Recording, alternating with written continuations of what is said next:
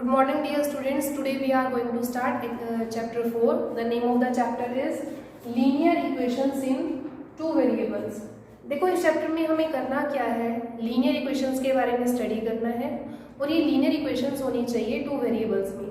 अब linear equation होती क्या है, हमने लीनियर इक्वेशन के बारे में चैप्टर 2 के अंदर स्टडी किया था कि कोई भी ऐसी इक्वेशन जिसके अंदर वेरिएबल की पावर 1 हो वो लीनियर इक्वेशन होती है। ठीक है, जैसे कि मैं आपको एग्जांपल देती हूँ, x प्लस 3 इक्वल्स 0। ये कोई भी एक इक्वेशन है, यहाँ पे वेरिएबल x है तो x की पावर यहाँ पे कितनी लिखी है 1। तो अगर वेरिएबल की पावर 1 होती है वो होती है हमारे पास लीनियर इक्वेशन। अगर मैं यहाँ पे पावर 2 कर देती हूँ तो ये होती है क्वाड्रेटिक इक्वेशन। अगर हम यहाँ पे पावर 3 लिखें वो होती है क्यूबिक इक्वेशन। तो हमें इस चैप्टर के अंदर स्टडी करना है लीनियर इक्वेशंस के बारे में। अब टू वेरिएबल्स का यहाँ पे क्या मतलब है, अगर मैं यहाँ पे ओनली x लिखती हूँ इट मीन्स ये वन वेरिएबल है। अगर मैं साथ में यहाँ पे y लिख दूँ तो ये टू वेरिएबल हो गए। अगर मैं z लिख देती हूँ तो ये हो गए हमारे पास 3 वेरिएबल्स। तो हमें इसके अंदर स्टडी करना है टू वेरिएबल्स को, यानी कि इस तरह से इक्वेशन होगी, एक x होगा एक y होगा, एक इक्वल का साइन होगा और साथ में यहाँ पे कुछ भी नंबर हो सकता है हमारे पास, एक कांस्टेंट टर्म होगी। तो जनरल फॉर्म क्या होती है linear equation in two variables की, जनरल फॉर्म का मीनिंग होता है कि किस तरह से दिखाई देती है, ax plus by plus c equals 0। एक x की वैल्यू होगी, एक y वेरिएबल होगा और एक कांस्टेंट टर्म होगी। तो जिस इक्वेशन के अंदर दो वेरिएबल हो और साथ में कांस्टेंट टर्म हो वो होती है लीनियर इक्वेशंस इन टू वेरिएबल्स।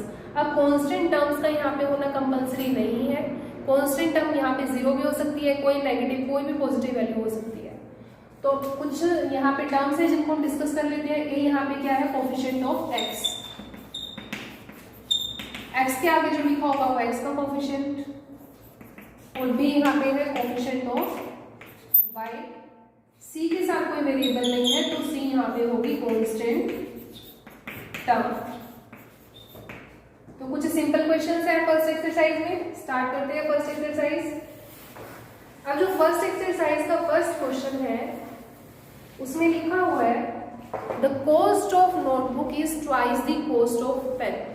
एक नोटबुक है उसका कॉस्ट पेन के कॉस्ट से ट्वाइस है, राइट अ लीनियर इक्वेशन।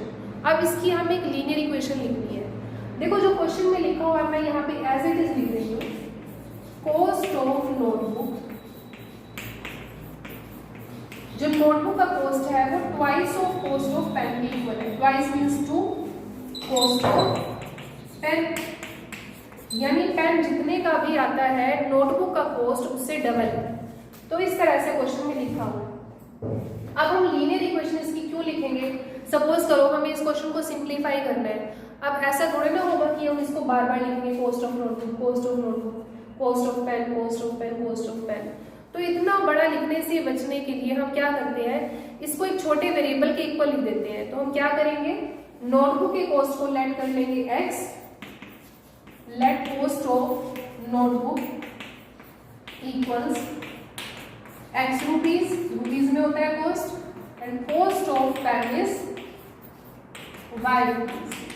तो हम ये x और y क्यों लेट करते हैं, जो चीज हमें नहीं पता होगी, जैसे कि यहाँ पे कॉस्ट है, अगर हमें कॉस्ट पता नहीं होगा तो हमें इतनी बड़ी वैल्यू लिखनी पड़ेगी, cost of notebook, cost of pen.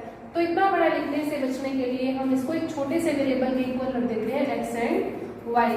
तो कॉस्ट ऑफ नोटबुक के प्लेस पे आएगा x, कॉस्ट ऑफ पेन के प्लेस पे आएगा y। तो ये हमारे पास है लीनियर इक्वेशन। इसको आप जनरल फॉर्म में भी लिख सकते हो।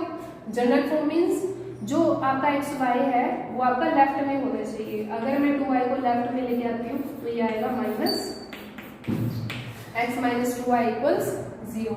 आप इसका आंसर यहाँ तक भी लिख सकते हो, यहाँ तक भी करेक्ट है। यहाँ तक मैंने जस्ट आपको शो किया है कि जनरल फॉर्म में इस क्वेश्चन का आंसर हम कैसे करेंगे। Now this is the second question of exercise 4.1।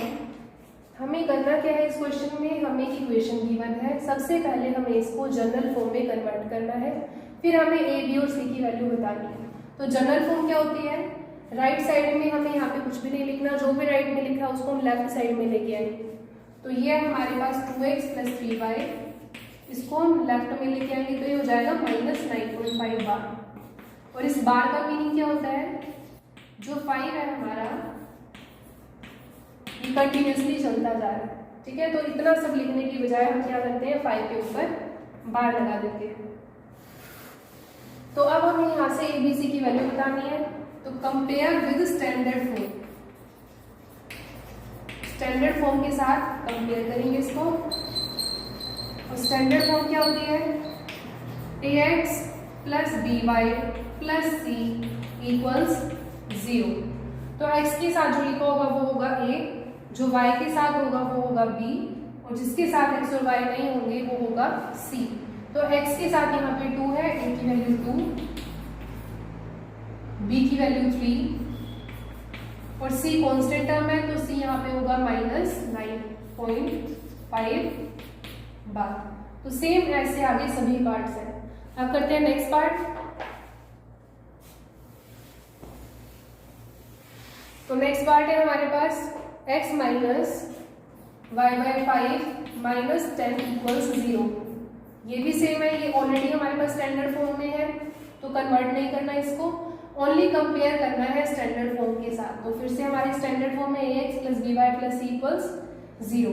तो x के जो आगे है वो a है, तो x के आगे यहाँ पे कुछ नहीं है, इट मीन्स 1 होता है, तो a की वैल्यू यहाँ पे 1।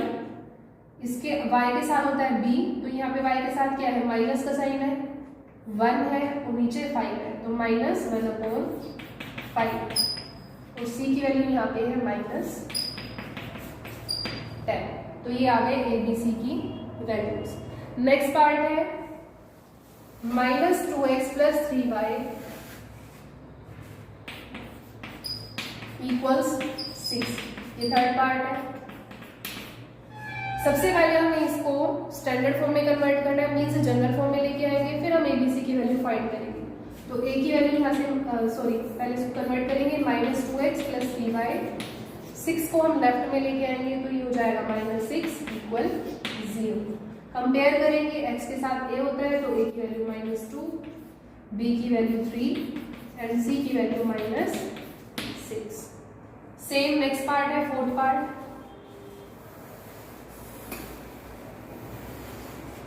तो फोर्थ पार्ट है हमारे पास x इक्वल्स 3y। इसको भी हमें पहले स्टैंडर्ड फॉर्म में कन्वर्ट करना है। 3y है, लेफ्ट में लेके आएंगे ये हो जाएगा -3y और राइट में बचेगा हमारे पास 0। तो a की वैल्यू यहाँ से आएगी 1, b की वैल्यू आएगी -3 और c की वैल्यू आ जाएगी यहाँ पे 0, क्योंकि c प्रेजेंट ही नहीं है, c की वैल्यू यहाँ से आ जाएगी 0। इसके बाद करेंगे next fifth part. Fifth part है हमारे पास 2x इक्वल्स -5y। तो फर्स्ट स्टेप हमारा वही होगा, सबसे पहले हमें इसको जनरल फॉर्म में चेंज करना है, फिर हम ABC की वैल्यू को फाइंड करेंगे। तो 2x -5y को लेफ्ट में लेके आएंगे +5y और इक्वल में 0। अब a की वैल्यू यहाँ से आ गई 2, b की वैल्यू 5 एंड c की value 0। Same next part, 3x plus 2 equals 0। 3x plus 2 equals 0। अब ये ऑलरेडी स्टैंडर्ड फॉर्म में है, बट यहाँ पे y प्रेजेंट नहीं है, तो y यहाँ पे क्या होगा, 0। अगर यहाँ पे कोई भी वेरिएबल प्रेजेंट नहीं है तो उसका कोएफिशिएंट 0 होगा। तो a की वैल्यू यहाँ से आ जाएगी 3, y प्रेजेंट नहीं है तो b यहाँ से हो जाएगा 0 और c की वैल्यू आएगी 2। अब एक लास्ट पार्ट बचा है हमारा, y -2 इक्वल्स 0। y -2 equals 0। तो x यहाँ पे प्रेजेंट नहीं है फिर से, तो x का कोएफिशिएंट 0 होगा, तो a की वैल्यू यहाँ से आ जाएगी 0। x प्रेजेंट ही नहीं है तो a की वैल्यू 0, y के साथ b होता है तो b की वैल्यू 1, c की वैल्यू यहाँ से आ गई -2। अब लास्ट पार्ट पे हम लोग, लास्ट पार्ट है 5 equals 2x, 5 equal 2x। सबसे पहले इसको स्टैंडर्ड फॉर्म में कन्वर्ट करेंगे। इस 2x को हम लेफ्ट में ले आएंगे, ये 2x प्लस का है, लेफ्ट में आके हो जाएगा माइनस का, माइनस 2x प्लस 5 इक्वल्स 0। अब फिर से x के साथ जो है वो a होगा, a की वैल्यू -2, y यहाँ पे प्रेजेंट नहीं है तो b की वैल्यू 0 और c की वैल्यू 5। तो ये इजी सी एक्सरसाइज थी, एक्सरसाइज 4.1। ये आपको अच्छे से रिवाइज करनी है। इसके बाद हम कंटिन्यू करेंगे 4.2। चैप्टर बहुत इजी है, इसलिए आपको इसको साथ के साथ रिवाइज करना है।